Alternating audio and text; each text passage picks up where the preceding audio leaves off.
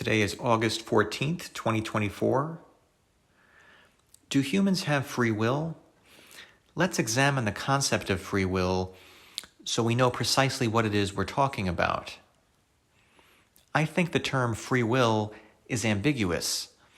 I think there are two levels of freedom that are relevant here.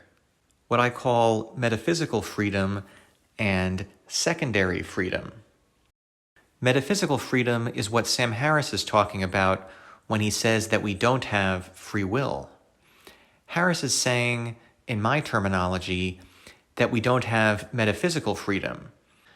And I agree with Harris about this. We just use different terms to express this point.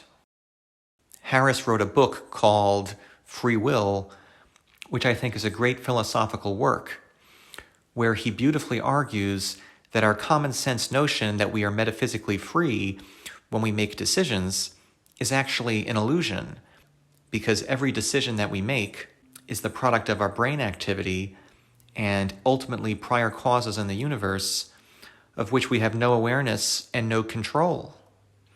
So we can no more claim to author our next decision than we can claim to be authors of our birthplace or our eye color. Metaphysical freedom is the strictest form of freedom. Secondary freedom is a weaker form of freedom. Metaphysical freedom is the freedom to act in a way that is unconstrained by prior physical events. Secondary freedom is the freedom to act according to one's desires and wishes. If someone holds me hostage, my secondary freedom has been taken away. Let's imagine a scenario to help me illustrate the difference between metaphysical freedom and secondary freedom. If I steal a chocolate bar from a store tonight, I will be secondarily guilty of stealing, even though I am not metaphysically guilty of it. I will be secondarily accountable, even though I am not metaphysically accountable. It was me who made the conscious decision to steal the chocolate bar. No one forced me. I stole the chocolate bar because I wanted to steal the chocolate bar. So I think that humans don't have metaphysical freedom, but we do have secondary freedom.